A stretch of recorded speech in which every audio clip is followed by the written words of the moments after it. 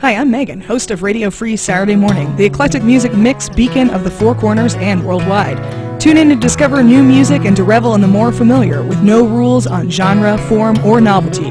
Learn more about the origins of songs, the lives of the musicians that made them, and a wide array of interesting facts in general. It's freeform radio at its finest. Hear what you rarely hear anywhere else here on Radio Free Saturday mornings, 9 a.m. to 11 a.m. every Saturday on KSJE. Hi, I'm Sam Payne, host of The Appleseed, an hour filled with stories for you and your family. And we're not talking about news stories here. We're talking about fairy tales and folk tales and personal stories and family tales and even a little music from time to time. And each story could spark a memory for you that you can share with the people that you love. Hear The Appleseed every Thursday at noon, right here on the information and cultural beacon of the Four Corners, KSJE, Farmington, New Mexico. Hello, I'm Antonia Gonzalez with National Native News. Tune in to our headline news service for stories about indigenous communities across the country and around the world. Hear about top concerns facing Native nations. Tribal history, language, and culture is also part of indigenous life. Check out our headline news service to learn more. Tune in here for National Native News. Weekdays at 5:55 on KSJE Farmington.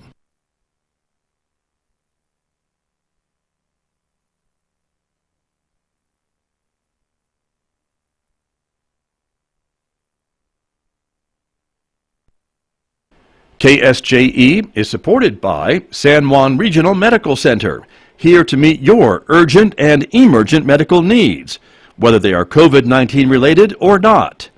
Medical emergencies happen when you least expect them, whether it's a stroke, heart attack, illness, or injury. San Juan Regional Medical Center's caregivers are here to provide care to you and your loved ones. Find out more online at sanjuanregional.com.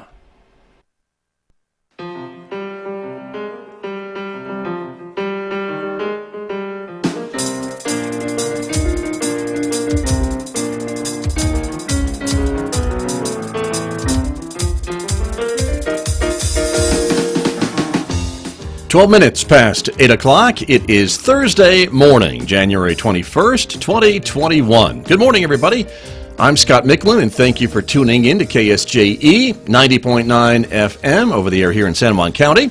In the Durango, Colorado area, we're at 103.3 FM, and no matter where you are on the planet, we're at KSJE.com. Welcome also to our viewers who are watching this visual radio program, streaming live this morning to the KSJE Facebook page, our Twitter account, and even our YouTube channel this morning. So we're glad that you are with us, however you found your way here. Thanks for coming in this morning, everybody. My guests in the next few moments from San Juan County Commission Chairman John Beckstead will be joining me this morning. Also, County Manager Mike Stark will be talking about a number of county projects that are underway. That's coming up in the next few moments right here on KSJE. The next hour, of course, it is our COVID-19 Community Information Program. We'll be streaming it live at 9 on YouTube, Facebook, and Twitter.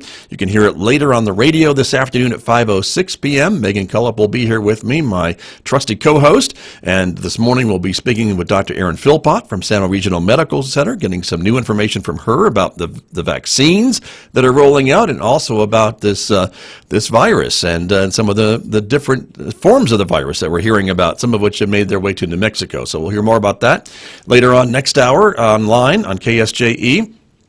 Of course, Jeff Bourgeois will be joining us as well for our weekly update on conditions and patient numbers at the hospital. And this morning also from the Small Business Development Center, we'll be hearing from Carmen Martinez, the director of the SBDC, about some new federal programs that are being made available to local businesses. So we hope you'll make plans to join us at 9 for that program coming up today right here on KSJE. Of course, social media, YouTube, Facebook, and Twitter live at 9, and a rebroadcast on the radio at 5:06. And of course, you can hear it at noon on our partner radio station, KNMI 88.9. On the radio at 9, Mick Hess will be here roving with the arts this morning. Mick has playing some patriotic music for us on this Thursday, and that is coming up, so we hope you will join us for that. And composer Ives is behind some of these compositions that you'll be hearing today at 9:06 on KSJE on Roving with the Arts. Don't forget, of course, we invite you to connect with us on Instagram in addition to Facebook, YouTube, and Twitter.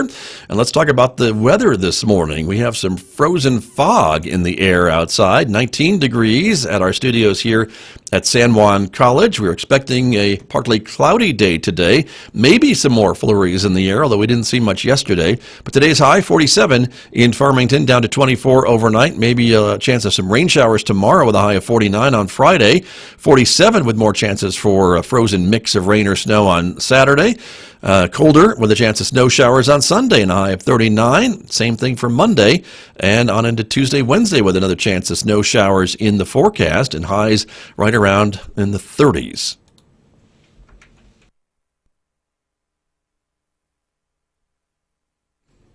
Joining me this morning to talk a little bit about conditions here in San Juan County, some ongoing projects, of course.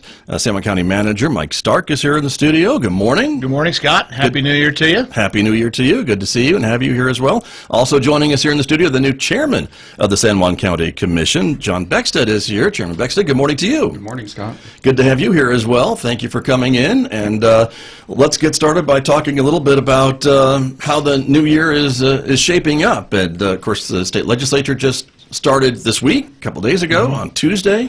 What does that mean for San Juan County? Waiting and watching, I suppose, right, Mike Starr? We are, Scott. Every year it's a challenge to gear up for the legislative session, and of course this year will be an extremely different version of what.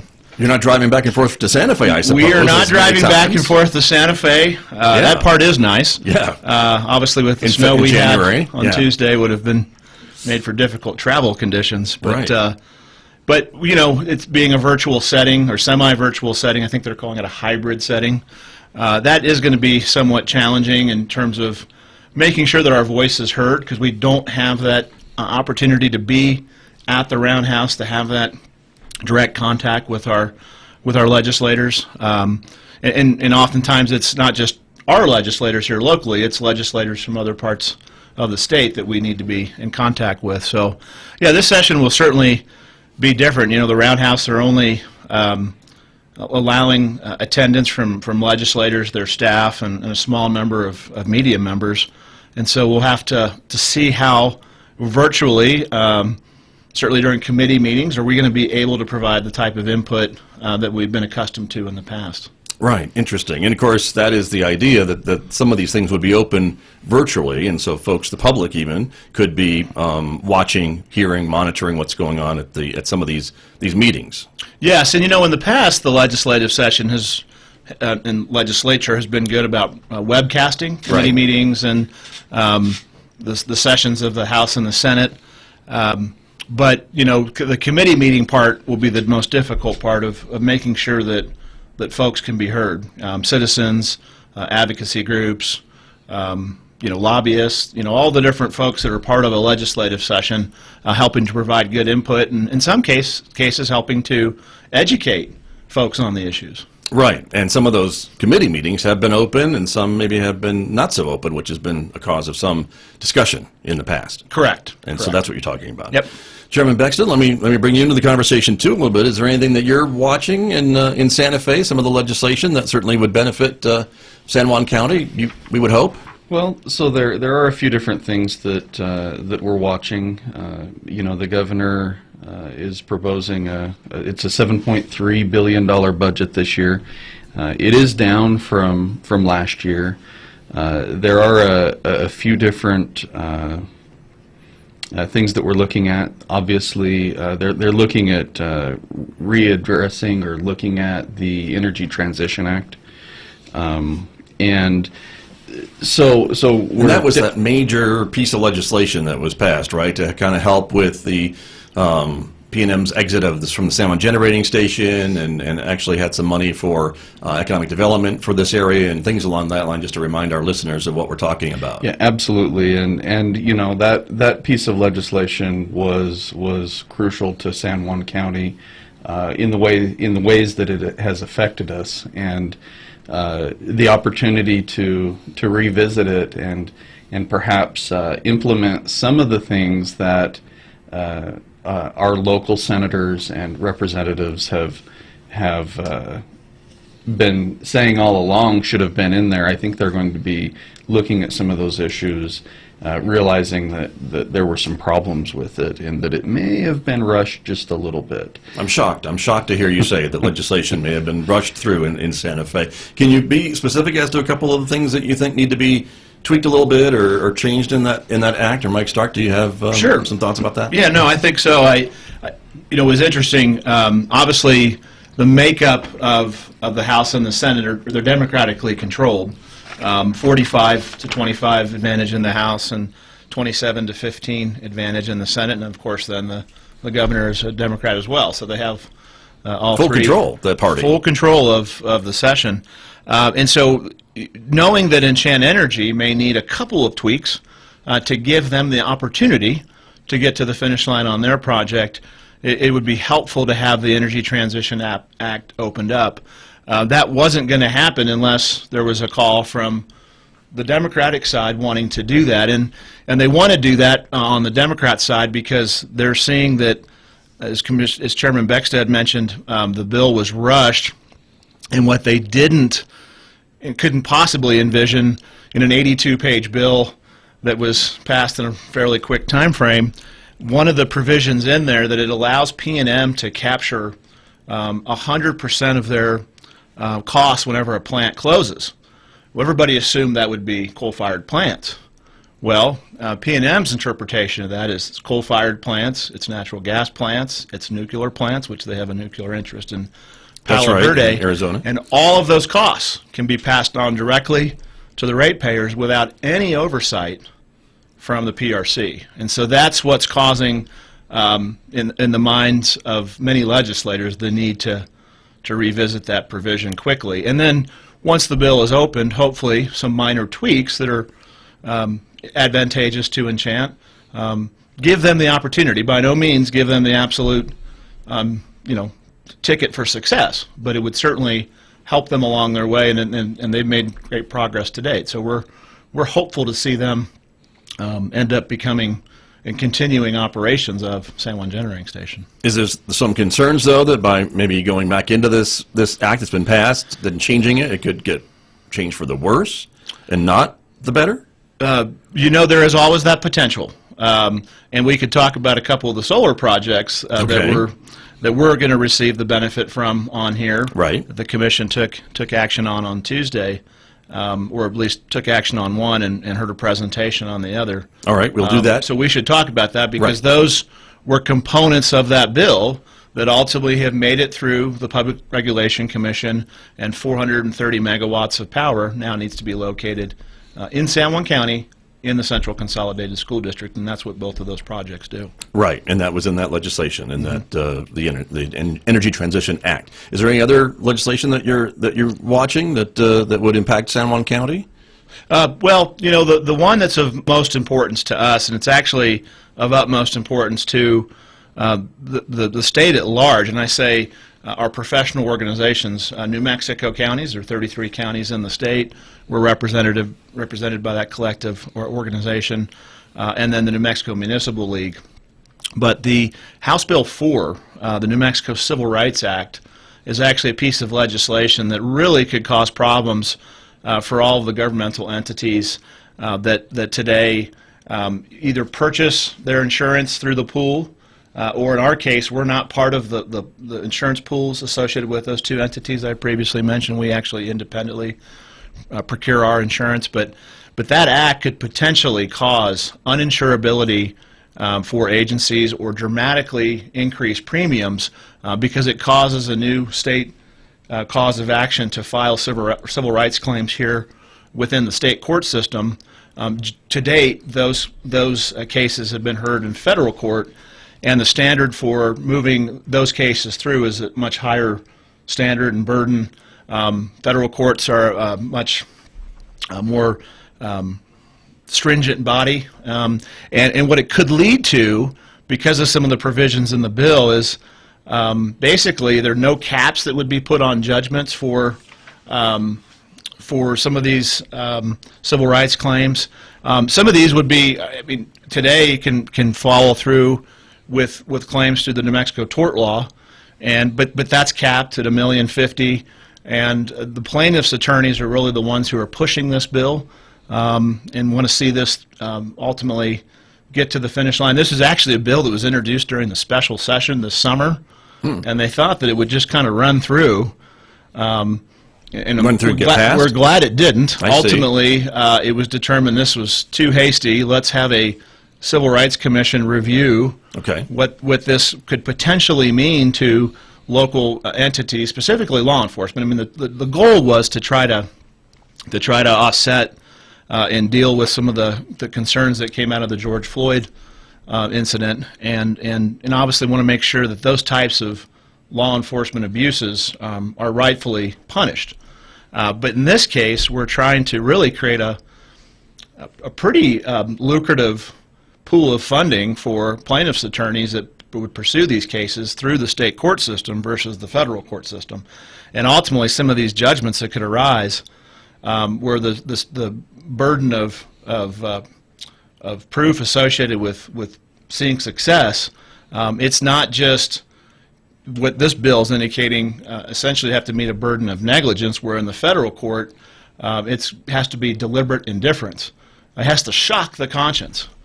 And so ultimately you've got to really prove that you've got a violation of somebody's civil rights, and this ultimately could lead to small law enforcement agencies potentially no longer being able to exist. They couldn't afford the insurance to exist. Gotcha.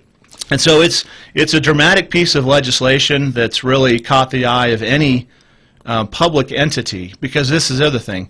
It's targeted more in being sold as a bill that's to help law enforcement reform.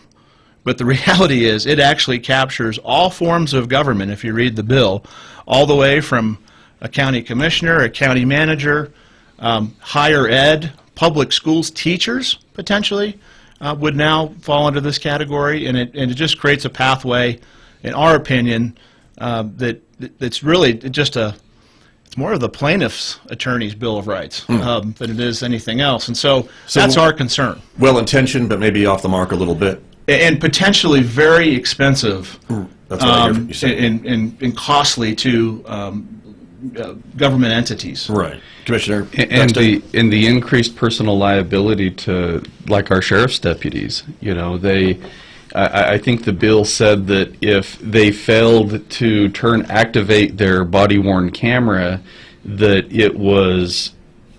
that was a per se admission that they were doing something wrong. So by not Automatically. Automatically, right, if you don't activate your camera, you must be doing something wrong. It couldn't be that you're thinking about 100 This armed different suspect things, I'm about to- trying to make sure that you're not getting killed. Right. Those types of things. Obviously you're planning on doing something nefarious as an officer. So, you're automatically deemed to have done something wrong if you don't activate your camera. And those types of things just they don't make sense. And we have a system that percolates, that deals with everything, gets all of the facts, and when you put that blanket type language in legislation, it just creates a situation where it's almost impossible to recruit, hire, and keep those that do a good job. Understood. Well, it's something to watch for, as you said, so we will be doing that as well. Let me go back to this solar field topic that you mentioned earlier. As part of the Energy Transition Act, we know that there is some replacement power if the San Juan generating station closes and PNM plans to exit. Enchant is planning to keep the plant going, but no matter what, they still need to replace some of that power for PNM and their customers, and that's what this is about. And so there are, I'm trying to remember, 2 or 3 different solar projects. Two different projects. Two different ones for San Juan County that were part of the Energy Transition Act to replace some of that power, and so these are moving forward, and the county is helping to make that happen, or needs to be in the plan to make that happen, right? Absolutely. In fact, as I mentioned earlier, Tuesday evening, the commission started the process with Photosol. They're looking to construct a 200 megawatt solar plant, a 100 megawatt battery plant here. So that's 300 megawatts of the 430 I mentioned earlier. Right. And they're asking for industrial revenue bonds.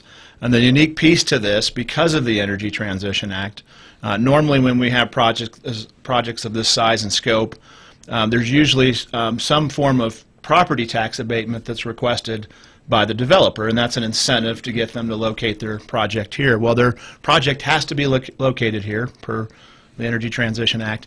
And specifically the Central Consolidated School District, specifically too. the Central Consolidated School District, thank you. And it has to pay full property taxes to the three entities today that receive the benefit of those taxes. So that's CCSD, Central Consolidated School District, San Juan College, and San Juan County.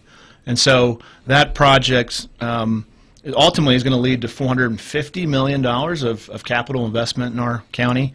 It's located just 5 miles, just for the listeners today to know, it's located 5 miles northeast of San Juan Generating Station, so you wouldn't be visible per se from any of the local highways. 350 to 400 short-term construction jobs, 6 to 9 month length jobs. 5 to 6 full-time jobs, which is great.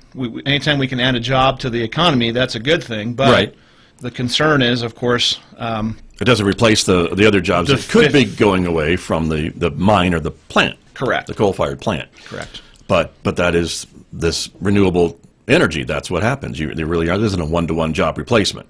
Not at all. But that's one of these projects, and there's a second one too. Another project is 8 Minute Solar. They're a company based in California.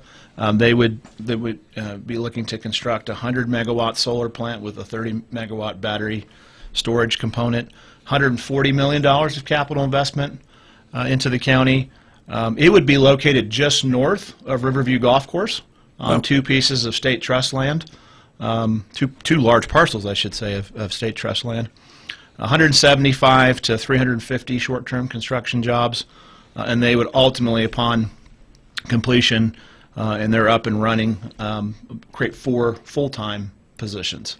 Gotcha. And that sounds like that might be more visible, at least to the community, maybe not from the highway, but certainly in that neighborhood, you might see some of that construction. You would potentially see that up in field. that area. Yeah. Got you. And Chairman Beckstead, I mean, again, as Mr. Stark said, anytime you can add a job in San Juan County, it's worth celebrating, even 5 at a time. We'll take it. Absolutely. And what I'm most excited about is the opportunity for Enchant to continue, and for us to get these renewables. You know, it could be, a double bonus for the county, for CCSD, and for the college. I'm just thankful that we're able to secure, especially for CCSD, because and the college, they're in pretty vulnerable positions as far as they've have bonds that they have to be paying, and if we don't have these property taxes coming in, those bonds don't get paid, and frankly it puts the Department of Education in a bad situation, because I don't think they're going to let those bonds go bad or default on those bonds. So ultimately it helps the entire state, but definitely our local entities. Sure, and with a good point. And again, the idea was to replace that power from PNM, at least part of it, replace part of the property tax and some of that valuation that was going away if that plant were to close. I think one of the big discussions when this was all taking place was that maybe it wasn't replacing all of the value and all of the property taxes that were going away and all of the energy, because there are some other projects in some other counties that are being talked about as well, but at least it replaces a good percentage of it. And if we can keep Enchant going, but again, there are critics that would say that project doesn't seem feasible, although they seem to be still moving forward with that idea of carbon capture and keeping this plant going and being able to run it a lot more efficiently, a lot more cleanly than has ever been done before. And we just heard from Enchant recently. They presented at our commission meeting, I believe, the one before last, beginning of January, and they gave us their timeline, and they seem to be on track. And we're grateful for their interest in our community and their interest in making this project happen. And they're moving forward as though their position is they're not off track. They're ready to go, and they gave us a timeline that seemed to match up with everything that's going to be required by the ETA. That Energy Transition Act, right? Gotcha. Understood. Well, we're fingers crossed, because I think we'd all like to see it. We'd all like to see those jobs maintained here in San Juan County, and if we can add to it and add to the property value with these solar projects, that's what you're talking about. That would be a win-win for these entities that we're talking about. And certainly, full disclosure, KSJE is a San Juan College radio station, so that would impact San Juan College as we're talking about. So there you go. Let's change gears just a little bit. I want to talk about the movie industry, because I'm always ready for my close-up, and so are all of you. Tota Theater, right? This is something that the county has purchased, and now the city is getting involved a little bit, but there's some renovations going on to the Tota. Correct. Yeah, we were the recipient in the past 2 legislative sessions of two grants totaling $1.5 million, and a big thank you. That's significant. Absolutely significant. A big thank you to our legislators for making that happen. If you actually look over the last couple of years, and of course the state was a much better financial position, San Juan County, just our entity, so this isn't San Juan County as a whole, but we were the recipient of over $14 million of capital outlay. Large percentage of that was directed towards improvements at San Juan Regional, but nonetheless, here's a great example of a project that benefited from $1.5 million. We were able to purchase the historic Tota Theater, as you mentioned, and actually today we're going to start with a pre-construction meeting with Janes to kick that project off, and if all goes well, the hope is we'll be able to open the doors, and I truly do hope we'll be able to open the doors come August and invite folks into the theater we can't do that today, but maybe by August we can. Yeah, Yes. so the timing's actually really not bad for undertaking this project, going through a construction process and not being open. Right. So yeah, no doubt this will serve as the film hub, production hub for the film effort here in San Juan County. The hope, of course, is not just to make it a local venue for theatrical acts and performances here that can certainly be hosted there. It's to actually bring the film industry that tends to today be located more in the Middle Rio Grande corridor in the Albuquerque-Santa Fe area. Of course, big announcement here recently with a $1 billion investment from Netflix, that we can siphon off a couple of those projects up here, and we've had great success in the past. Jumanji 2, right. Beyond the Reach. I mean, plenty of examples of how our area is primed and ready to handle those types of productions, and of course then ultimately receive the benefits that come from 200 and 300 folks on site for 2 to 3 weeks in our hotels and eating in our restaurants and then consuming all the products and services they need to put on a production like that. And so ultimately that's the goal, and it's to take advantage of what the state has made a priority for a number of years over a couple different administrations, that we've got a competitive advantage here in film. And of course a big part of that's the tax credit Right, that that doesn't the hurt. state offers, and we potentially could offer the maximum tax credit to productions looking to come to our area because of legislation passed last year that added a 5% incentive if they come to rural areas. If they go outside the Rio Grande corridor. correct. So that was exciting to see. And so for folks who may be concerned about, oh my goodness, what are they going to do to the Tota Theater? We love it just the way it is.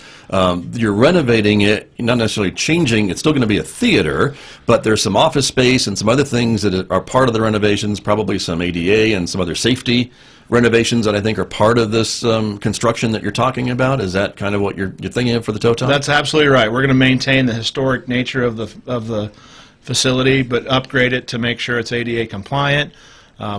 upgrade some of the finishes and make sure that they're in good shape, the lighting, the sound system. So all those things are part of that. And then, of course, office space. There's office space up above. The goal there is to make that space that would be attractive to folks coming from the Albuquerque area that need office space while they're here with their production. And of course, then long term is to build that as a gathering place here in our community for folks that want to rub elbows with filmmakers or want to come down and catch out and catch a new flick that will have the capacity to show in that venue. So no, it's exciting to be able to take a historic venue like that and kind of spiff it up and then make it available for the community and then make it available for the schools and then most importantly the industry so that we can attract productions up here and ultimately create jobs. Right. Well, and really, what better place to have, that hub than downtown Farmington? I kind of have a soft spot for downtown. I love it down there. The new street project that they completed down there is beautiful. It opens it up.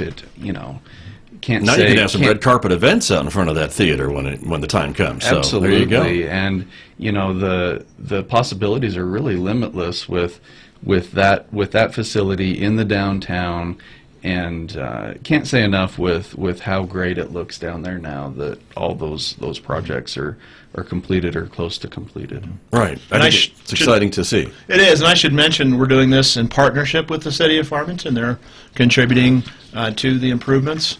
Ultimately, we'll own and operate the facility by agreement when it's completed. They've got the internal capacity to kind of manage a facility like that, and so to Chairman Beckstead's point, it's great to have it in downtown Farmington, and it's also great to have the city of Farmington as a partner Absolutely. in that Right. project. And I guess for taxpayers too to know that you've reached out to the city of Farmington because they already have the Civic Center and some other venues, and so they kind of have that infrastructure in place, and the TOTA then could continue to be another performance space or things like that along with the Civic Center, Sandstone, Lions Wilderness Park Amphitheater, all those other things that the city already manages and maintains. Well, it's unique in that it has the live soundstage as well as the ability to show film, and I don't think there's any other facility in the area that has that ability, and so that's really unique. It opens up opportunities for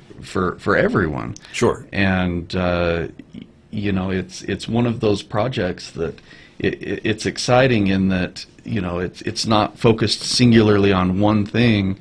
Well, it is on the film industry and performing, but it's the broad range of those performances and that industry. Right.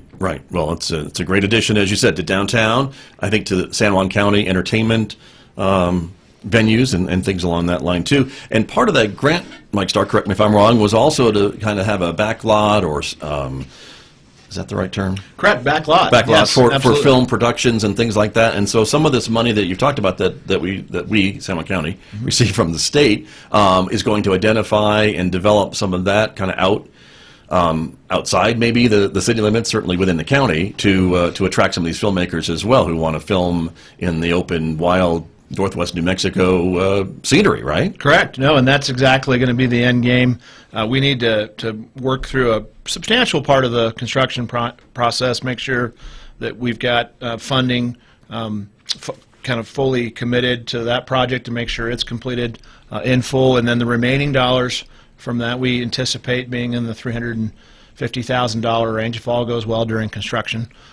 Sometimes on historic buildings you never know what you're going to find. Well, so that's true. We Anybody hope who that, watches cable television probably sees that all the time.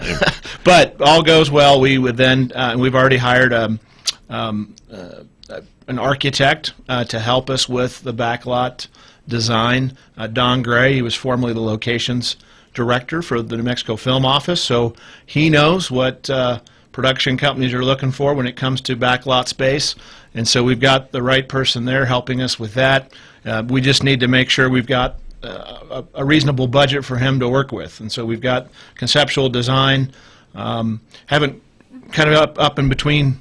We're considering two different properties, but eventually once we've move to the next step, and we'll move very quickly. Right.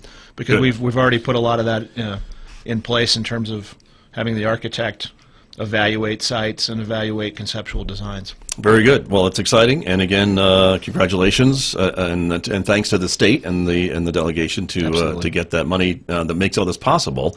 Because it's projects like this that the county probably could do on its own, but it would be a stretch to come up with that type of dollar amount. I mean, we're talking $1 million plus, aren't we? Yeah, well, Totocha Theater renovations, just over $1 million. Yeah. Yes, that's correct. And you're right. These large, major capital infrastructure projects, to fund those locally would absolutely be a challenge. And so we are thankful to have the state's assistance to do that and make these improvements and create this long-lasting space in downtown Farmington. Very good. We just have a minute or so remaining this morning together, gentlemen, and Chairman Beckstead, I want to turn to you a little bit about your new position. Congratulations, as now Chairman of the San Juan County Commission, and you welcomed some new county commissioners to the dais as well this month. We did. We have Steve Lanier is in District 3? District 3, I think I remember, from in the Aztec area, right? The Aztec area, south towards Bloomfield. He's new to the commission. Also new to the commission is Terry Fortner. She replaced her husband, Jack Fortner. Often make the joke that we're glad that we have the better qualified Fortner on the commission now. And as a lawyer, you maybe can do that. I don't know. And chairman, yeah. But I'm excited to be able to work with them. Still on the commission is Commissioner Glogene Totacini and Mike Sullivan, both of who've done well, done good things for the county, and appreciate their efforts and really look forward to working with this new commission to keep San Juan County moving forward and in the right direction. Well, very good. Well, congratulations. Unfortunately, it looks to be another challenging year, budget-wise and things like that. But again, Mike Stark, you were telling me before we came on the air this morning that things aren't as maybe bad as you first thought they would be when you look at revenue and things like that. And so maybe if there's any positivity here, that would be one message to send out this morning. It is, yeah. When we, of course, monthly we're evaluating revenue streams into the county, and this year budgeted gross receipts tax, which is our largest form of revenue to the county coffers, anticipated to be down 16%. It's only down 11%, so I certainly would consider that oddly a win. Right. You wouldn't say being down 11% is good at any, but relative to what we budgeted, we're certainly a little bit ahead of where we stand. I just hope that, and this is a plea to the community, I know you've talked about it a lot on the COVID show, that we need to get folks out to get vaccines. And so please, if we can do that, we can get our businesses reopened quicker, our schools reopened, get our economy reopened. And so I hope that folks see it wise and fit to go on to the vaccinenm.org site and get registered. And we've got 6 different sites now available in San Juan County by appointment only, based upon the distribution and allocation schedule set by the state. So we're in phase 1B, but get out ahead of that and get registered and get your shot, and let's get San Juan County back open so we can resume activities as we did previously. There you go. And as the amount of vaccines increase, that's the idea, is that they will go through that list of people that have pre-registered on that website and contact them to make an appointment to go get their vaccine. And that's the way, and that is one of the ways to get to green, as we talk about, right? We are still in the red zone, if you will, and I know a lot of folks are working to make that happen. And you're right, that would be the way to get back to some of these things that we all miss. So we're looking forward to that. Yep. Wonderful. Thank you both for coming in this morning. Chairman Beckstead, appreciate it very much. Again, congratulations. Thank you, Scott. Good to see you. Mike Stark, always great to see you. Thanks for coming in. Same here. Very good. Thank you very much. My guest this morning from San Juan County here with me on KSJE. KSJE is supported by the University of Denver Graduate School of Social Work, Four Corners program. The program is for the standing MSW program starting this summer 2021. Students with a bachelor's degree in social work are eligible for the one-year program. Complete an application by January 15th, 2021, and the application fee is waived. Stipends in child welfare and opioid workforce expansion and Native American tuition support to eligible students are available. Find out more from Janelle.Doty, Doughty, at du.edu.